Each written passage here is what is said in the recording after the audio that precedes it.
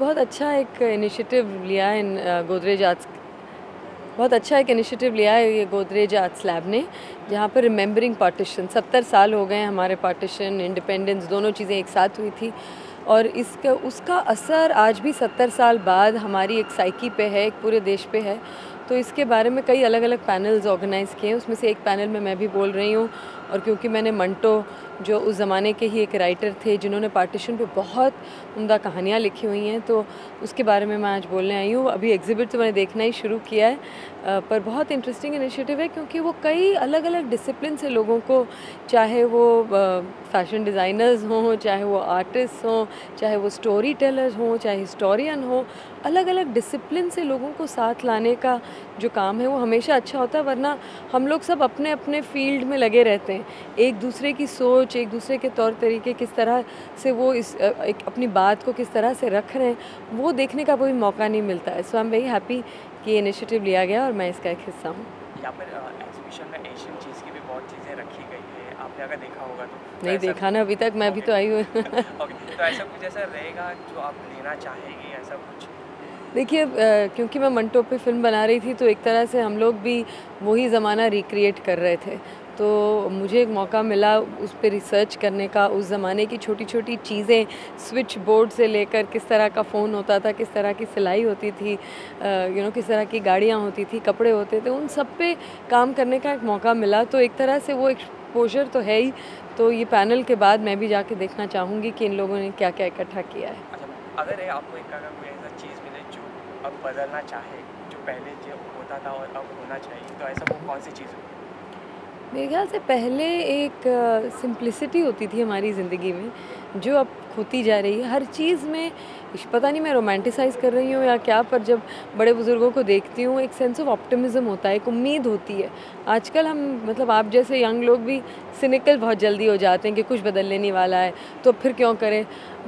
बड़े बुज़ुर्ग होते हैं वो अभी भी लगे हुए हैं कि नहीं हम चीज़ों को बदल के रहेंगे। तो वो एक जोश है, वो एक अच्छा कुछ करने की एक इच्छा है, वो एक सिंपल ज़िंदगी जीने की जो ख्वाहिश है, वो सारी चीज़ें हम कहीं खोते जा रहे हैं अपनी गैजेट की दुनिया में और एक होड़ जो एक दूसरे के साथ लगा रखी है उसमें।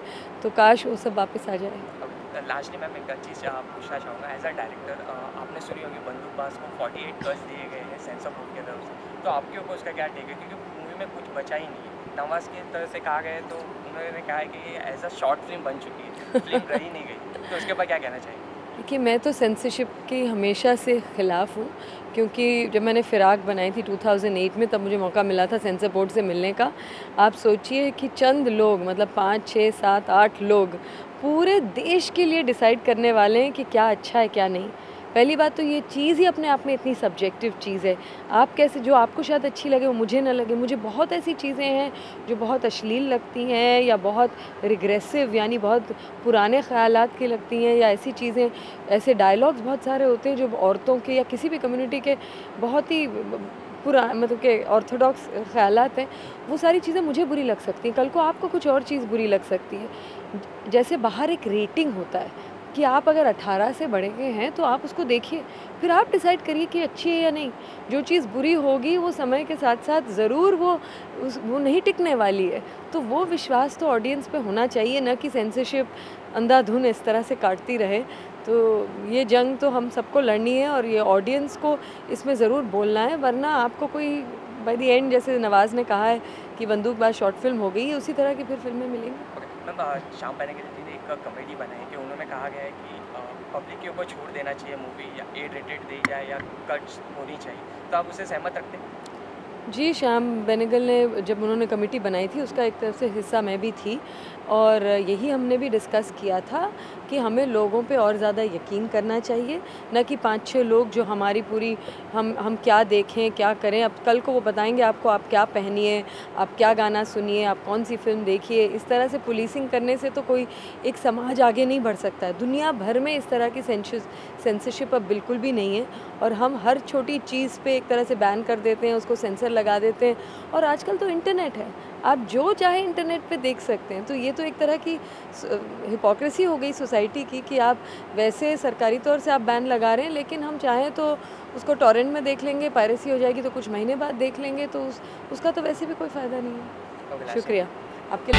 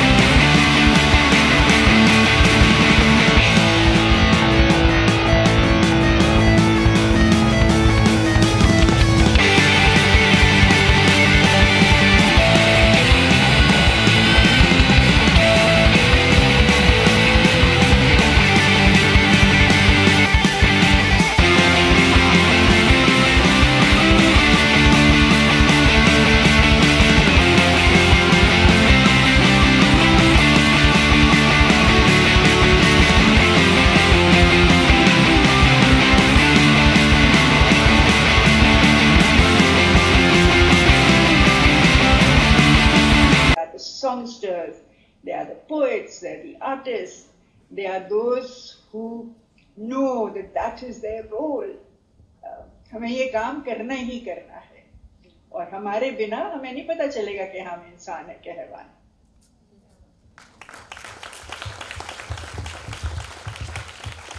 तो दोस्ती की इस बात पे मैं ये कहना चाहता हूँ कि मैं फ्रेंडशिप्स अक्रॉस बॉर्डर्स और दोस्ती करें नाम का एक इनिशिएटिव चलाता हूँ, जिसमें हम यही करते हैं जो हम आज कर रहे हैं। इंडिया और पाकिस्तान के बच्चे और टीचर्स एक दूसरे से बातें करते हैं स्काइप के थ्रू। तो अगर उसमें कोई स्कूल इंटरेस्टेड हो या कोई टीचर, तो मेरे से आकर बात करें इसके बारे में। और हीरोज़ और विलन्स की बात हो रही थी, तो मेरे ख्याल से नंदिता से बात करनी चाहिए। फिल्मों की बात तो होती है जब हीरोज़ और विलन्स की बात होती है, लेकिन नंदिता उन फिल्म मेकर्स में से नहीं है जो ब्लैक एंड वाइट किस्म के कैरेक्टर्स को कास्ट करती हैं। मुझे नंदिता की फिल्मोग्राफी के बारे में ये भी इंटरेस्टिंग लगा कि उनकी पहली फिल्म जो थी वो सलीमा आपा आदाब। जीती रहो जीती रहो। आप भी मंटो का हिस्सा हैं।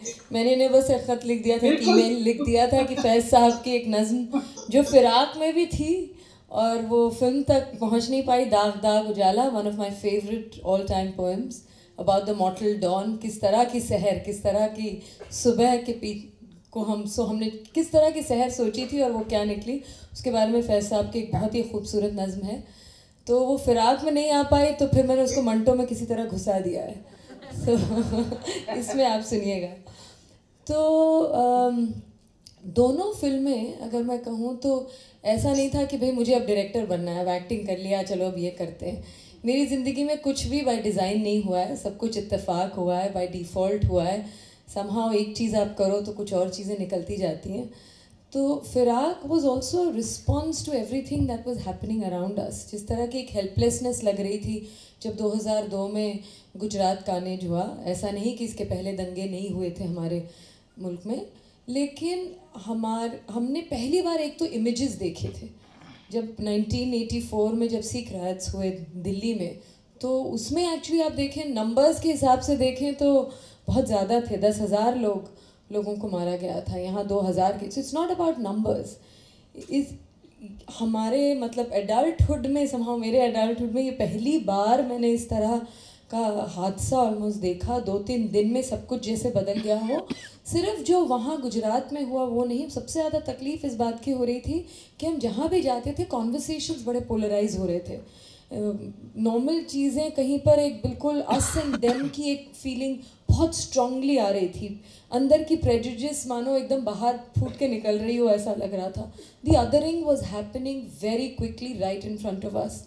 तो उस चीज़ ने कहीं पर मुझे सॉर्ट ऑफ मजबूर ऑलमोस्ट किया कि फिराक मैं बनाऊं, यानी अलग अलग कहानियाँ लेकर आऊँ। बहुत ऑर्गेनिकली वो स्क्रिप्ट हुई थी। एक मिडिल क्लास कपल की कहानी शुरुआत में थी।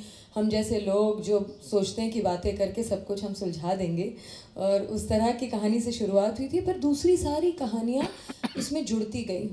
और मुझे as an audience and as a filmmaker, as a storyteller, violence देखने का कभी भी शौक़ नहीं रहा। ये एक्शन फिल्म या जिसमें वायलेंस होती है, कभी कभी जस्टिफाइड होती है, पर हमेशा मैं आँख बंद करके देखती हूँ। तो आई वॉज वेरी क्लियर कि मुझे, even though it was a very violent incident and we don't have to forget it, लेकिन इमोशनल और साइकोलॉजिकल इम्पैक्ट क्या होता है वायलेंस का, उसके बारे में ज़्यादा दिलचस्पी थी। उसको हम एज ए मिरर देखें कि अगर हमारे साथ ये हादसा हो तो हमें कैसा महसूस होगा। इसलिए फिराक 1 महीने बाद की कहानी थी और 1 दिन की कहानी है, जिसमें 5 अलग अलग कहानियाँ हैं। हर रिश्ते में उस वायलेंट एक्ट का क्या असर हुआ। और मंटो 9 साल बाद हुई, मैं 2012 से मंटो पे काम कर रही हूँ। Again it was the same feeling that Manto, जब मैंने पहले कॉलेज में पढ़ा था तो उनकी कहानियाँ पढ़ी थी। 2012 में जब सेंटिनरी सेलिब्रेशन हुई तो अचानक बहुत सारे एसेज आ गए, नसरुद्दीन शाह ने भी परफॉर्म किए कुछ, and lot of people were writing about Manto. That's when I got exposed to his own life and you know the things that he wrote about his own life. और तब कहीं लगा कि इस आदमी की आवाज़ या ये जो कहना चाहते हैं, it completely resonates with what one was feeling. क्योंकि मुझे लगता है यहाँ जितने लोग हैं वो इसलिए आए हैं कि कहीं अगर उसको हम नैरो करके कहें कि हमारे में एक मंटोइयत है, यानी वो मंटोनेस है जो फ्री स्पिरिट होना चाहता है, जो सच कहना चाहता है, जो सवाल उठाना चाहता है, जो इन आइडेंटिटी पॉलिटिक्स से परे रहना चाहता है. तो उस मंटोइयत को कहीं अपने में ज़िंदा रखने के लिए और औरों में जगाने के लिए वो एक तरह से ट्रिगर था मंटो पे फिल्म बनाने का. So it of course it's a celebration of a man who spoke the truth, who wrote as he saw, you know, who was really ahead of his times, who's timeless in many ways, like all great poets and writers. But it is also to invoke that mantoiyat. And I think in that sense, again, partition पे film, मतलब partition का दौर है, 4 साल की कहानी है, 1946 से 50 तक. और आप फिर भी देखेंगे तो कहीं वायलेंस नहीं है, क्योंकि हमेशा मुझे जो चीज़ इंटरेस्ट करती है कि इस तरह की चीज़ों का हम पे जो असर, यानी the prejudice, the guilt, the desire to take revenge, the emptiness that we are left with, you know, guilt and all of these kind of things that we never really address. That's what I think interested me, and that's why in some ways Firak and Manto have just organically are part of the same quest or part of the same helplessness. अपने ताली बजाना चाहते हैं ना, बजाइए. आपने बात की मंटोयत की, बियॉन्ड आइडेंटिटी पॉलिटिक्स की. आपको मुझे ऐसा लगता है कि कभी कभार हम लोग जो बियॉन्ड आइडेंटिटी पॉलिटिक्स की बात करते हैं, हम अपनी खुद की आइडेंटिटी बनाते हैं कि हम सेक्युलर हैं, हम प्रोग्रेसिव हैं, हम रैशनल हैं, हम लिबरल हैं. तो हम हमारे जैसे लोगों से ही बात करेंगे, तो वो डायलॉग का दायरा भी हम सीमित कर लेते हैं कि हमारे जैसे जो रैशनल थिंकिंग है उनसे, क्योंकि दूसरे जो हैं वो तो इरेशनल हैं, उनसे बात करने का मतलब क्या है. तो हम इसी तरह अगर डायलॉग करेंगे तो वो डायलॉग का कोई मतलब है या नहीं? क्या लगता है आपको इस बारे में? नहीं, बिल्कुल. हम लोगों की कई बार ये एरोगेंस होती है. जब फिराक भी आई थी तो उसे एक फेस्टिवल फिल्म का ठप्पा लगा दिया जाता है कि ये क्लासेस के लिए नहीं है, मतलब ये मासेस के लिए नहीं है, ये क्लासेस के लिए. बट किसी भी फिल्म का, अगर इफ़ वन वुड से, एक अच्छी फिल्म का या एक थॉटफुल फिल्म का मकसद बल्कि होता है कि वो माइंड को भी स्टर करे, दिल को भी छू जाए. और ऐसा तो कहीं नहीं लिखा है कि भाई क्लासेस के पास बहुत सारा ये सब है, बहुत उसके लिए इंटेलेक्चुअल बनना पड़ता है. So I think it's lot of the times are arrogance. और ये जो हम और वो की बात है, हम हैं कौन एक्चुअली? मतलब हम ये कैसे अज्यूम कर लेते हैं? आज जो प्रेजुडिस आज के माहौल में जिस तरह का पोलराइजेशन हो गया है या जिस तरह की चीज़ें निकल रही हैं, वो इनमें से कई लोग हमारे लोगों में से ही हैं. तो हम ये नहीं कह सकते, बल्कि पढ़े लिखे या जो हम जिसको कहते हैं जानकार, एलीट, जैसे विश्वज्योति ने क्या आपने कहा, बर्गर जो लोग हैं वो ज़्यादा डेंजरस हैं. क्योंकि एक तरह से अगर पढ़े लिखे समझदार लोग जो इतने सब इंफॉर्मेशन जिनके पास है वो भी इस तरह से सोचते हैं, तो ये तो एक बहुत अजीब चीज़ है. बल्कि जो आम लोग, अभी इसमें भी हम डिवीजन कर रहे हैं, these words need to be used a little more carefully, पर ज़्यादा spontaneously and without that burden people react to it. तो जब मैंने फिराक जैसे पहली स्क्रीनिंग जो एक बहुत ही बर्गर लोगों के लिए हुई थी दिल्ली में, तो उसमें जब मेरे ड्राइवर भी बैठ के उसने जब देखा, and he came out and he the first thing he said, दीदी लोग इतना लड़ते क्यों हैं? And his eyes were equally tearful. एंड इसके लिए आपको कुछ समझने की ज़रूरत नहीं। एक अच्छी पेंटिंग देखते हैं, एक अच्छी नज़्म पढ़ते हैं, एक अच्छी फिल्म देखते हैं, एक कहानी देखते हैं, वो कुछ आपको कर जाती है। और if you can connect with that, it's not about understanding and analyzing and doing all of that all the time. So I think that is probably the purpose of art. Art cannot create revolutions. It can since the time of birth. तो मैं उसको जो visuals है उसके बारे में बता रहा था, और उसकी जो सेंसिटिविटी थी वो साउंड्स के लिए थी, तो वो मुझे उसके बारे में बता रहा था। मैं देख रहा था फिर भी नहीं देख रहा था, तो वो काफ़ी मुझे महसूस हुआ जब मैं फिराक के लिए गया था। लेकिन लेगेसी की बात है तो ये पार्टीशन की लेगेसी किसकी है? क्या ये सिर्फ सिंधी की, पंजाबी की या बंगाली की है, या दूसरे लोगों की भी? क्योंकि मैं राजस्थानी जैन फैमिली से हूँ, मेरे परिवार का कोई लिंक नहीं है पार्टीशन से। तो लोग कई बार मुझे कहते हैं कि तुम क्यों इंडिया पाकिस्तान पीस प्रोसेस में इंटरेस्टेड हो, मतलब तुम्हारा क्या लॉस हुआ है, तुम्हें इससे क्या मिलने वाला है? क्या आपको भी ये क्वेश्चंस मिलते हैं? I don't think you have. मुझे तो मेरी पहली फिल्म से मिलते हैं कि आपने लेस्बियन रोल क्यों किया? आप लेस्बियन है क्या? तो उस वक्त तो मुझे भी इतना कुछ पता नहीं था। परमेश कहाँ हो? उस वक्त मुझे भी ज़्यादा पता नहीं था, तो मैं पहले बोलती थी नहीं I am not a lesbian, क्योंकि हम भी इंटेलेक्चुअली कुछ चीज़ समझना और दिल से कुछ चीज़ समझने में बहुत फ़र्क है। इनफैक्ट मेरी जर्नी फायर से शुरू हुई, of understanding how we create the other in our minds. और अब मुझे ये था आप लेस्बियन हो, ऐसे आपको मुझसे मतलब हो भी सकती हूँ, नहीं भी हो सकती हूँ, so I think I have come a long way since then. तो आपका सवाल वैसे क्या था? पार्टीशन की लेगेसी किसकी लेगेसी है? किसकी लेगेसी है, राइट। तो पंजाब के लोग जिस तरह से पार्टीशन को समझते हैं वो शायद तमिलनाडु के लोग नहीं समझ सकते। सो कई लोग तो कहते हैं भई ये पंजाब का बंटवारा था, ये बंगाल का बंटवारा था, ये इंडिया पाकिस्तान का बंटवारा नहीं था। And it's a fact. I mean हम लोग उस मिथ और वो जो नैरेटिव हमको 10 बार सुनाया जा रहा है कि आज जो कुछ भी हुआ वो उसकी वजह से हुआ है, we have kind of internalised it. But the real stories or the real impact of it is of those people who were actually divided, जिनके परिवार यहाँ से वहाँ गए। आप और मैं, सलीमा आपा के साथ हमने शहर जो एक फॉर्म किया था बहुत पहले, south Asians for human rights, जिसमें लोग एंड वो नाम भी बहुत ध्यान से चुना गया था, साउथ एशियंस, यानी ना कोई उसमें ऑर्गेनाइजेशन, ना NGO, ना political party, it was just any citizen of India and Pakistan could be part of it.